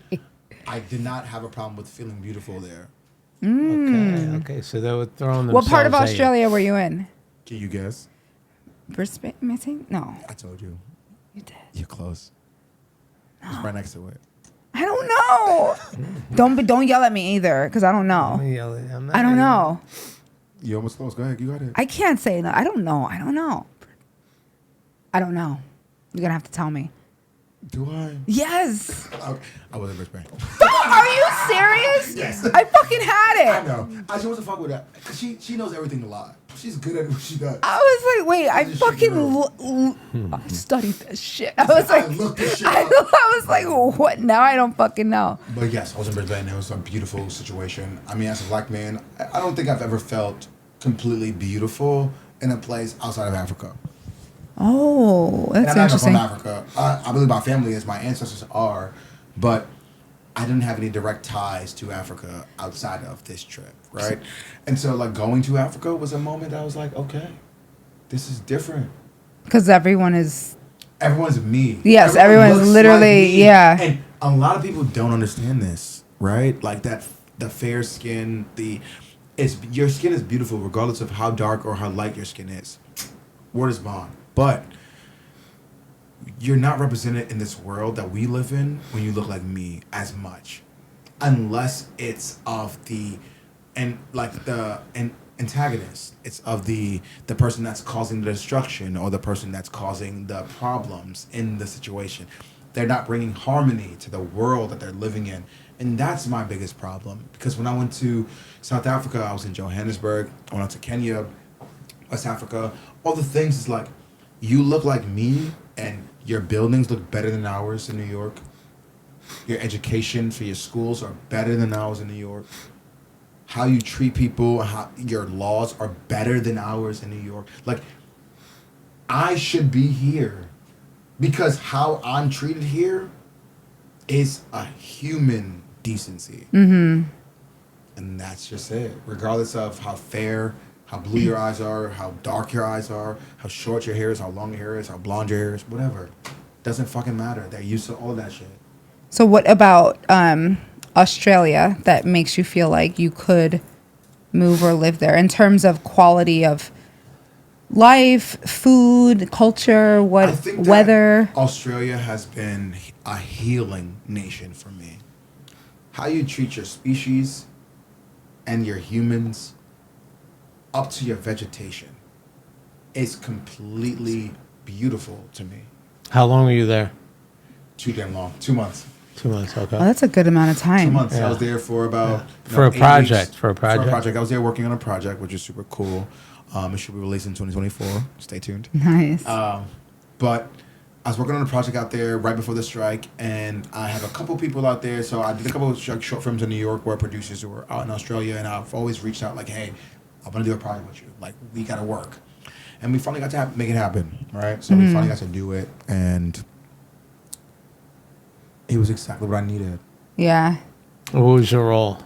The role I can't talk about, unfortunately. Not Were you yet. tap dancing? No, I wasn't saying that. He was like, no, you're not telling Just me. fucking with You're you, not bro. telling me. I will say this. It's like in these roles, like when it comes to independent projects, which we all are in the process of because this writer's strike, it's been crazy for most actors. Yeah, I was Yeah. going to ask you, Yeah. how has that affected you? Affected me so much. Yeah. So much. Again, I told you I wanted to be a full-time artist, and I decided to make that transition right at the top of that writer's strike, and it kind of fucked me. Can you explain for everyone listening and watching what this past writer's strike was about? Yeah. Okay. So for starters, a writer's strike of this magnitude, or any writer's strike, for instance, hasn't happened in 70 years, right?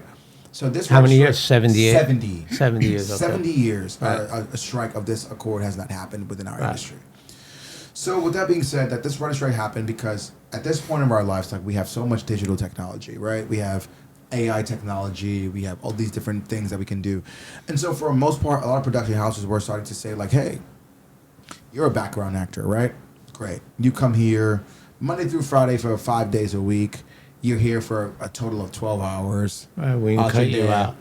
You can go and do anything you want, but like you're here for 12 hours because you might be used or you might not be, right? You never know, but we're going to choose you if you are chosen. Right. Great. We'll offer you $400 for this extra role for your day. Right. If you're selected, you're put in the movie, you're done this, all these things are happening, right? Which is like, okay, great. I love that. Like, I want to be utilized. I want to be used in that kind of capacity, which is crazy, right? The statement, I want to be used, comes out of actors' mouths all the time. Right. In a positive way. It doesn't matter about positive. Words are important, and they're indicative of how things happen for you. You say them out to the universe. Like I said, I didn't want to be that hood dude, this. Right. And for the first 3 years of my career, I never was. And no one ever knew nothing about me. Right. And it's like, oh shit, my people don't know me. So it's very important that you understand that what you're manifesting, because what you manifest is very, very important. And they never got that part. They never got the work that comes from it. You know what I mean? So like, you get to work on all these things, you get to do these things, and you get nothing out of it.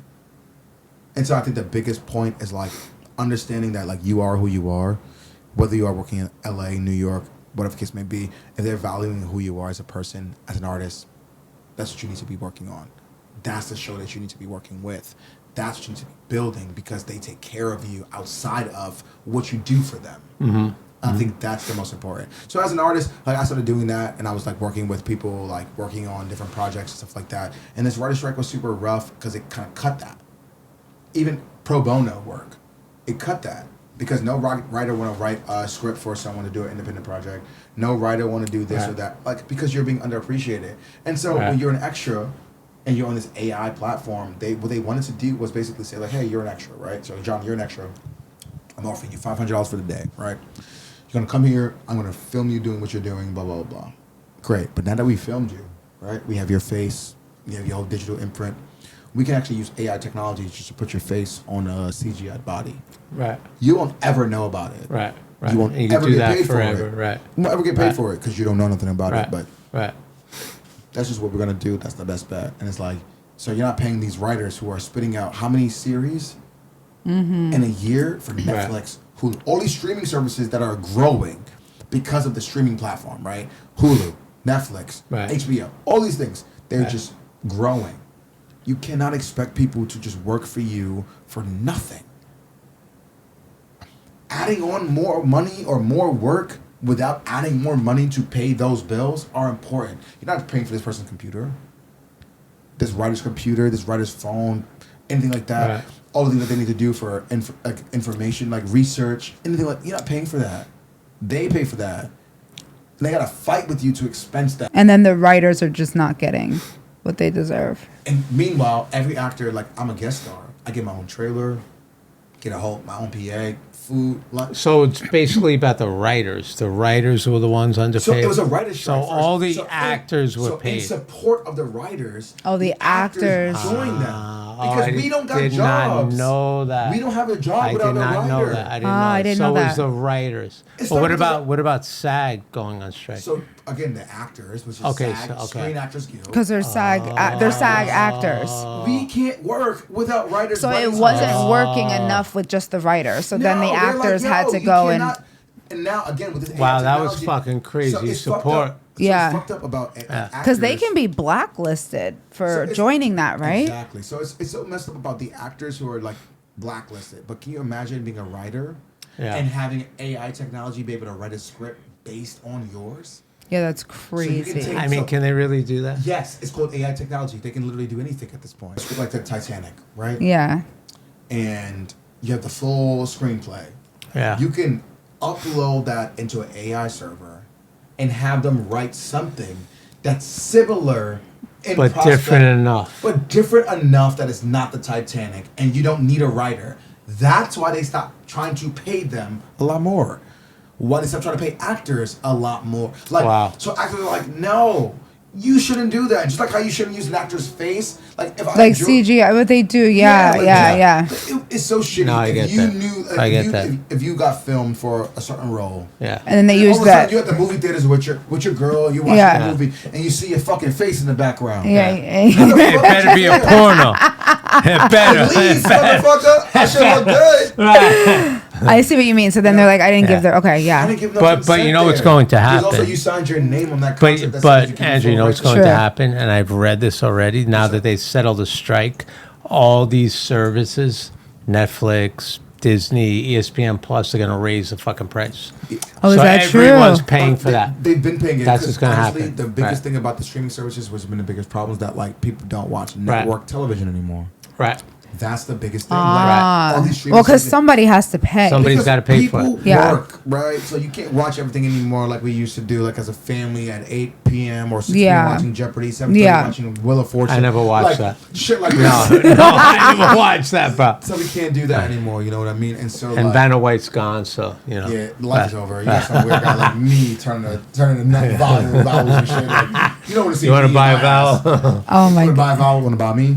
So now that it's so now that it's over, so they've come to an agreement. The strike has come to an agreement. They're still negotiating the terminology of the agreement, but the official strike of people like because I would see it all the time in Hudson Yards where we live by. Don't get me wrong. There's still people outside on the picket fences. There's still people outside that's still like waiting and still fighting with the idea of like you're gonna give us what we need versus what you want to give us.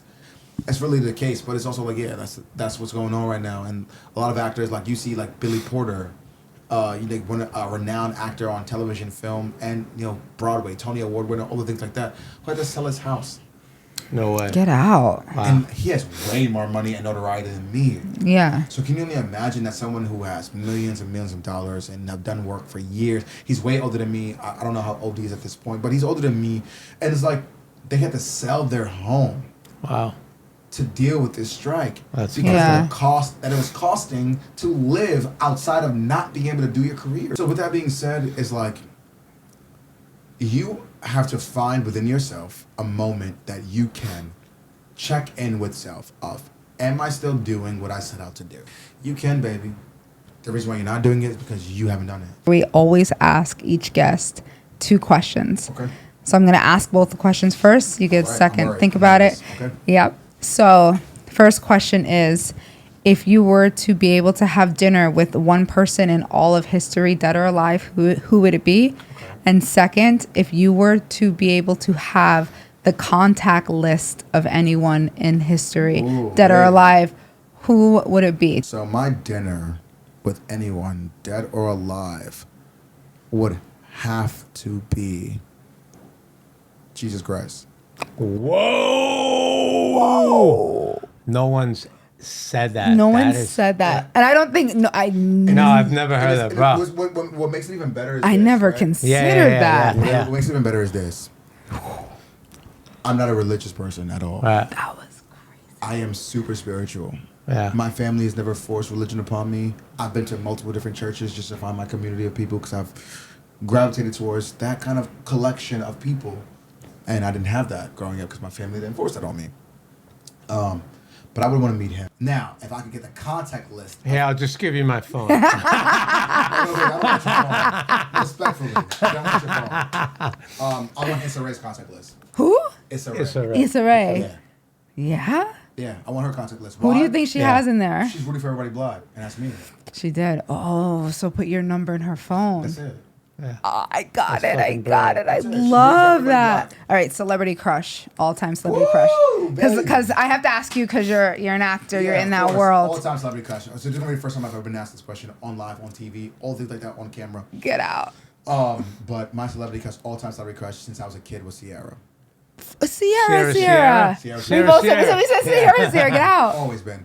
I think Sierra is by far the most beautiful human being I've ever met in my life. Oh, you met I her? met her. No. Oh, But well, you I met just. her in my mind. Oh, Sierra. wait, shoot your shot, but not now. But No, you could no, have. she's married. She has a whole husband. And she Yeah. has a beautiful family. All the beautiful things about her. But as a kid, But there's always a possibility of divorce. life is Shut, always John, you better shut your mouth. Life is life. I like You better changes. shut your mouth. And I've always been a fan of women who dance. So like Okay. Like strippers. Well, okay. that too. Okay. It's time to get him out of here. Thank you so much, Listen, it's been Andrew, blessed. for being on the Honestly, podcast. TikTok, you've been a real audience here. That's been great. Yeah. To PlayHardLookDope family and community. It's not been my first time here. I've been here for a couple of years, but hopefully I'll be back. You will be back. You got to be back. Dude, always a Let fucking everyone pleasure, know, bro. listening and watching of how they can find out more about you, where they can find you. So my Instagram is I am Andrew D Manning on Instagram. Same thing with Twitter and TikTok. I'm not really on TikTok yet. I just have some dance videos updated that my little sister made me post. So go ahead and have fun if you want to do that. But if you want to find me, my website is IamAndrewManning.com. You can Google me. You can have fun. Yeah, reach out, DM me, send me some messages, tell me what's up, and I'm looking forward to talking to people. Amazing. Thank you so much for coming on the show. Thanks so much So for having fun, me. bro. So fun. Thank you Good time. guys for watching. It's a good time. See you next time. Until next time.